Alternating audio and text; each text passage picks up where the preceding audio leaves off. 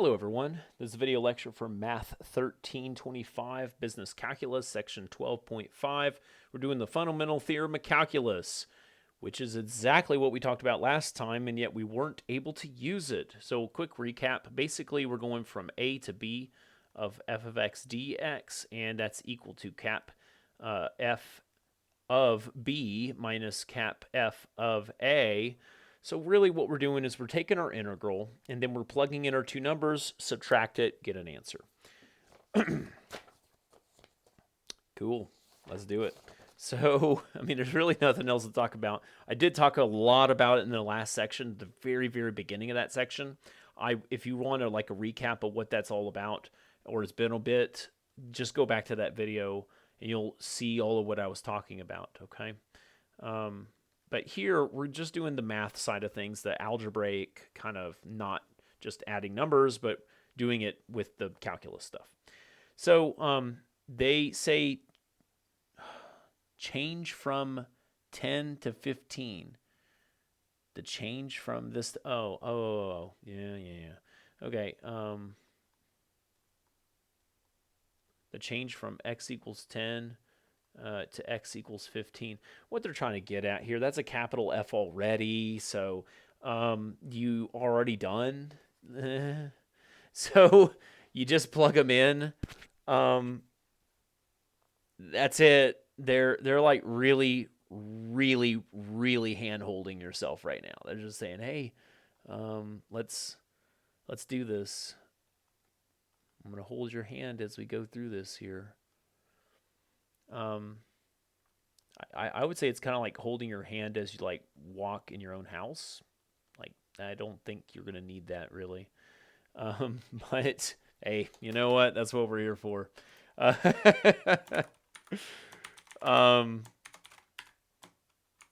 could just give you the answer, honestly. I'm just kind of taking up a little bit of your time. And I think I'm going to have to say sorry for that a little bit.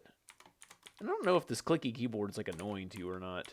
I can say that it's annoying that Desmos isn't fully on my screen. It's hard to see all that stuff, but well, whatever. That's what I got on my notes, so there you go. We did it. Cool. That wasn't too bad. But just watch out, right? Because it was already a capital F, so just go and just subtract them. That's really what's going on here. Part B, so that was part A. Part B says graph of capital F prime. And this is just, it's just getting to me a little bit, man. I really want to just do some business stuff, and this is some really, really high application, not application, high theory questions. And so the original F is this guy, which is a negative parabola. And so they're saying, hey, go and find the derivative of this thing. So, okay. So the derivative of this thing, if you take the 2 and move it down, you'll get a line, essentially. Here, let me just do it. Let me just take the derivative right now in front of your eyes. So I got a negative 2x plus 42, and yay! If you wanted to, this is going to end up terribly because of scaling and stuff like that. Okay, so we got that guy, and then we're supposed to do this dude right here. So we'd have to scroll out a lot to kind of see what's going on. So really, you got a parabola, and then now you got a line. Enough said. Part C, because it just doesn't end here on this first question. It says find the area. Find the area under the f prime of x from 10 to 15. And I just gotta say, this is just being really silly here. They're saying, hey, you want to find the integral of your derivative, and oh my gosh, it came out to the same thing. It's back to f again. Oh my gosh, that was so cool. But wait. We have to subtract them now. Wait. Didn't I already do that? And then part D. Ooh, part D. We're going to love part D.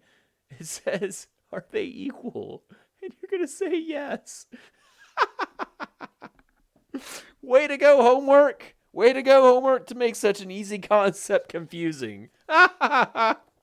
So, like I said in the previous video, you're integrating it, you plug in two numbers and you're done. And so let's actually like get the real questions now, and they're simple. They're so simple. That one was not. It's simple. It's simple once you get all these concepts, I guess. And this one here, this is just almost insulting a little bit, man, because it's like so easy. But like and at the same time though, it's almost too easy, so don't overdo it. You know what I mean? So there's an 8, and I need to integrate it, and so you're going to do 8x. Now, what's going on here is that whenever you have like a number, like an 8, that's 8 to the x to the 0. And so then when you add 1 to the power and divide by the new power, it just basically gives you an x. It just kind of like puts an x next to it. So that's pretty straightforward. And they're saying from 5 to 9. I'm going to plug in the 9. And then I'm going to plug in the 5. And then we get an answer. So 8 times 9 minus 8 times 5. And there we go, 32. Cool. So it's an easy problem. Of course, there's little things that might pop up. They're trying to be weird. Now you see them. And now you don't. So here's the next one. 2 to 4 of 5x to the negative 2 minus the 5 dx. Now, this is kind of getting cool. So I'm going to, again, add 1 to the power, divide by the new power for each one of these. And so now I'm going to say add 1 to the power, divide by the new power. Add 1 to the power, divide by the new power. And, well, there you go. I guess we could simplify it a little bit. So this technically is in the bottom. So that's a negative 5. So negative 5 over x, and then minus 5x. And we're going from 2 to 4. Now, technically, I should have put it here as well, because it should be there like every time until you actually do it. So what we're going to do is take the 4 and plug it in, and take the 2 and plug it in, and we're going to get an answer. So I'm going to actually use a little bit more space because it's going to get a little bit longer. So plugging in the 4, and then plugging in the 2. Okay.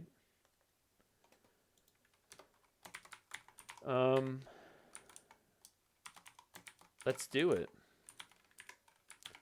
I mean, this is just what you're doing on your homework, right? And fraction action. Yep, that's what I got. Cool. Sweet. All right. Next problem. If you need some, actually, you know, it's so funny. I'm used to teaching lecture classes, of course, where everyone is like in front of me. And every time I like stop with the problem, I like stop and say, does anybody have questions? Or if you need me for something, you know, you got to say something, say, hey, Chad, and I'll pause and say what, and all that kind of stuff. I can't do that here. It's a recording. But that's fine. That's the problem. I mean, if you do need me, of course, I'm always here. Just message me on Blackboard or, you know, whatever. I'm available. Okay. So let's do this thing. They say integrate it, and then we're just going to plug in the 0 and the 1, and that's it. So, you know, I want to pause for a little bit. Just let's time out for a second here. Let's go back to this one.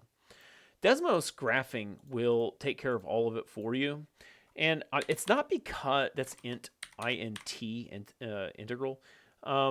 It's not because it's a graphing type problem. It's because the graphing calculator has got more features. And then fraction action, see, done. It's because this thing has more features. This one here, it technically understands what you're trying to do. INT, oh, it doesn't want to do INT? I really thought it would, actually. I mean, at least show it, you know what I mean? Huh, I guess not. Well, I mean, I guess it doesn't work. That's fine. It wasn't supposed to work here anyways. So do it here in Desmos graphing if you want to get the answer. And I mean, just being a little cheesy here for a second, let's do it again. And can you get your homework done in DX? And can you get your homework done in like a few minutes? I mean, yeah. That's not the point of the homework, though. The point of the homework is to test and train yourself to be able to practice. That's why we have homework as a practice, so that when you're doing on a quiz and a test, you'll be more prepared for these things. I can honestly tell you, that Desmos graphing will not do every single integral out there. And I mean, it will technically, because it'll try to give you like a decimal, but it won't be able to always convert it to fractions, and sometimes they want the fractions like only. So it is cool, and it is definitely a resource, and I'm not going to shy away from it. I think it's great. You should be using Desmos graphing, but if you're literally using it for 100% of things, there will be a time when it won't work for you, and then you'll be very sad because it won't give you what you want. So just a heads up there, okay? Okay. Let's keep going. So like I want to do this by hand. I'm going to say that this is a complicated inside, so that's going to be my u. du would be the 2x dx. Again, I solve for dx by moving things around. Du over the 2x, just basically took this and moved it over there. And so now I can redo my integral. I got 3x and then du over 2x. All to whoa. That's a u to the 13, and then du over 2x. The x's are going to cancel, and the 3 over 2 can come to the front. And so you're left with this guy here. That's a 13 power. And then, of course, I'm going to add 1 to the power. Divide by the new power. And I'm not going to say plus c. I'm going to go from something to something. And technically, this is x's. X equals 0, x equals 1. And you can't really do that because that's a u. And so I'm going to plug that back in as x's. Now, just 0 to 1. You can see that along the way, I kind of like just left those out. That is okay. Like at this point, I would probably start doing like x equals as a reminder. Like, hey, don't go and plug in a 0 and a 1 right here, because that would definitely mess it up. Those are x values. Okay, but here we're going back to the original. We can just plug those guys in, and it should be fine. And so 3 over 2. And then I got 1 minus 1 to the 14 all over 14. That's a 0, so it just goes away. But minus, whenever I plug in a 0, I have 0 minus 1 to the 14 all over 14. That's just going to be a positive 1.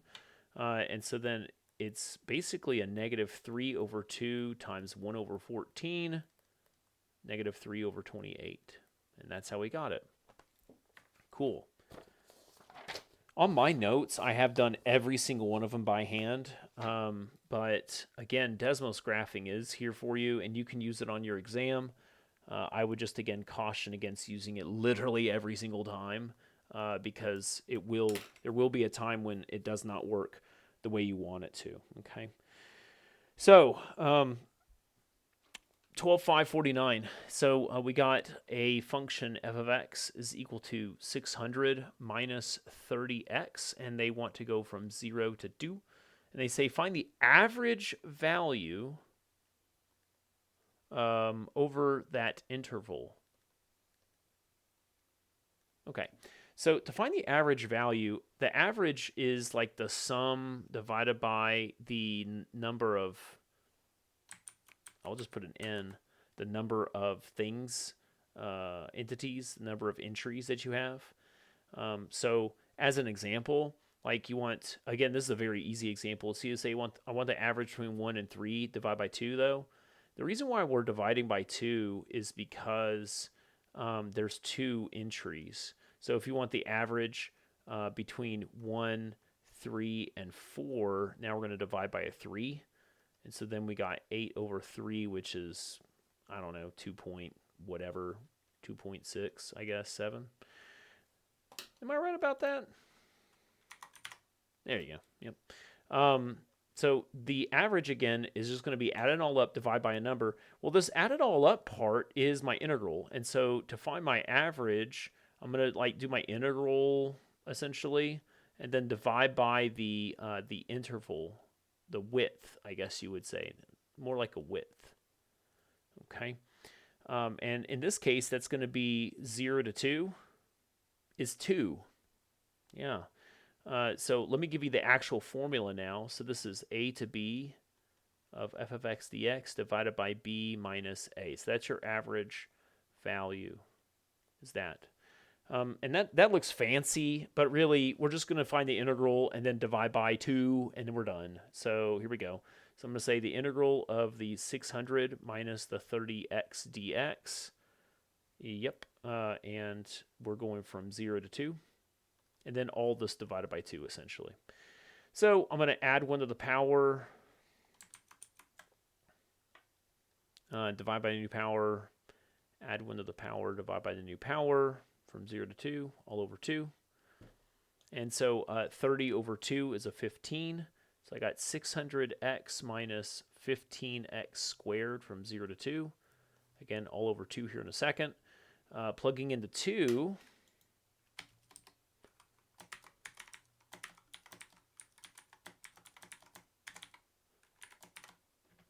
I got the 1140.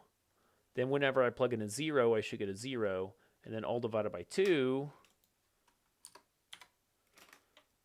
And there you go. That's what I got. So there it is. Cool. There you go. Part B is a little weird. It says find the graph of the average value. I think it's like a multiple choice thingy, or you're supposed to click on something. I don't know. So there's like a line. And then you have this other line right here at 570. And what I have is the line. You're like, this line is your answer at 570. Okay. Well, there you go. That's it. If it were hard, I would have said something. It's not that hard. Again, I can't remember the specifics on the homework, but it looks something like that. All right, awesome. 12, 5, 57. So integral from 4 to 5 of x times the square root of x squared minus 16 dx. And that was it. Is that it? That's all they want? Yeah. Okay, well, Desmos graphing it is. I mean, really, this isn't cheating, okay? This is something that you have. This is a resource you got. That was it. That was the whole problem. So here, now my job as a teacher is to make it super complicated for the next few minutes, so go ahead and skip ahead in the video. Just being honest, man. So I'm going to say u substitution, divide, so then now I have a du over the 2x. And then I'm going to plug that in right here. So integral of x square root of u du over the 2x. The x's are going to cancel, and the 1/2 can come to the front. That square root is a half power, so that's a half power there now. When I integrate, I now have, I add 1 to the power, so 3/2 divided by the 3/2. And again, from x equals 4 to x equals 5. This 2 and 2 will actually cancel because this one comes to the top and it cancels, leaving us with a 1/3 in the front. And my u is an x squared minus 16. Now I can finally plug in the 4 and the 5. So plugging in the 5, I get 1/3, 5 squared minus 16. And then I have the 4, which I'm plugging in. So 4 squared minus 16. And, I'm sorry. This is all to the 3/2. My bad. I almost forgot that. Well, this whole thing is 0 anyways, because 16 minus 16 is 0. So I go over here, because I don't know what that number to the 3/2 is going to be anyways. 25 minus 16 to the 3/2. Oh, golly, it's a 9. Totally didn't see that one coming. So there you go. Your teacher just made it very difficult for no reason. Oh, this one's actually hilarious because this is my kind of problem. So it says 1 to 3 of x minus 1 over x squared minus 2x plus 7 dx, and they say find the answer. Actually, I think they have the little tildes, which means approximate, and approximate means Desmos. Yeah, definitely we're using Desmos for this one exclusively. If you want to be honest, if you want me to be honest with you here, that problem is so difficult. This one right here, this one's so difficult. It requires completing the square. It requires like some kind of a partial fraction decomposition thing. And then we're going to have to find both sides and then two integrals and an ln and like natural logarithms and stuff like that. It is totally, totally not worth your time to try to do by hand at all. And literally for this class, I'd say it's impossible. This is a Calculus 2 problem, and even then it's a very difficult problem. And that's, you see right here how there's not a fraction button. Now, they're saying just to get the decimal approximation anyways here. So that's easy. That I don't worry about that on this problem.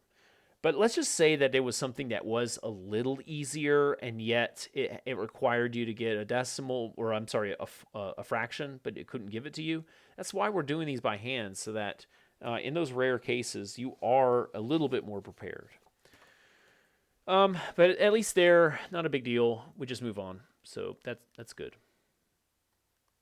But like I'm like looking at this, and I'm like seeing all the steps that I would have to do just for that one problem, and it is crazy time. We are not going to go down that road, not in this class at all, which is nice. I mean, you know, that's a good thing right there. Okay, so we have C prime equals this stuff, and we're going from 0 to 900, and it says compute the increase from 600 to 700. So, oh, no, it's not 700, it's 720, my bad. Okay, from 600 to 720. And so what we're doing is the integral of this thing. Notice that's the prime, and so now we're going to get back to the actual cost, or whatever that would be.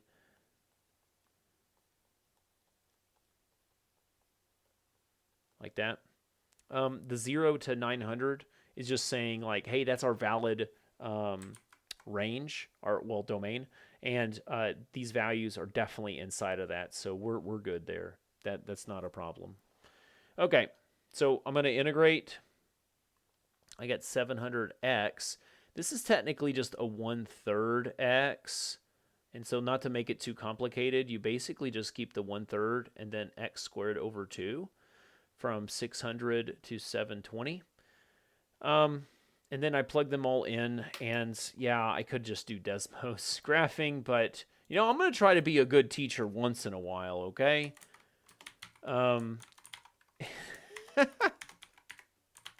Someone's got to be the good teacher around here.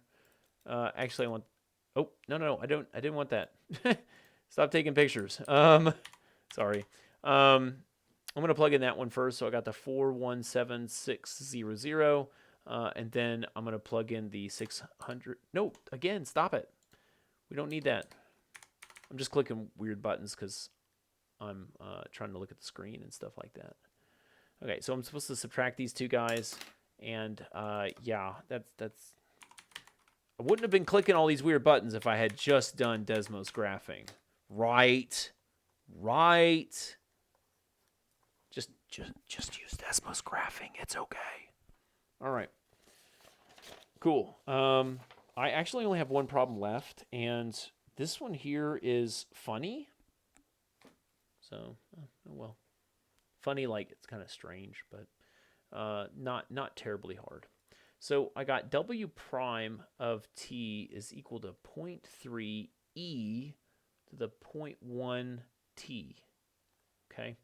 And it says this is the growth during the first 6 hours. I can't remember the growth of what in the first 6 hours, but it could be like bacteria or something.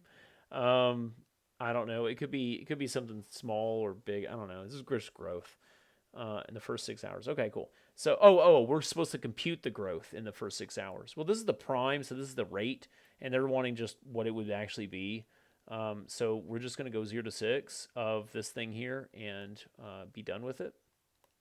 Now, they do want decimals, so it is totally legit to do Desmos graphing. And yet, I want to just be able to do this by hand a little bit here. See, we're doing an E. So first off, the 0.3 gets stuck there, and the E doesn't change really. But that because I have a power up here, I'm actually going to be dividing by the derivative of the power. So the derivative would just be that number there. What it really is a U sub, and we're going into like a lot of like U sub stuff to make it work. This is honestly just what you do, and it makes it so much faster. We're going from 0 to 6. So these actually cancel each other out to make just a 3 in the front.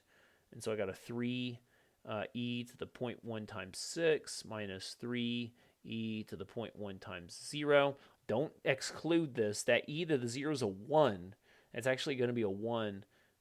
So 3e power, and then 0.1 times 6 minus 3. Like, that's your answer right there. Because when you do to the 0 power, it's just a 1. So 3 times 1 is 1. Or I'm sorry, 3 times 1 is 3. There you go. There you go, Chad. Yeah. Okay, get those numbers right.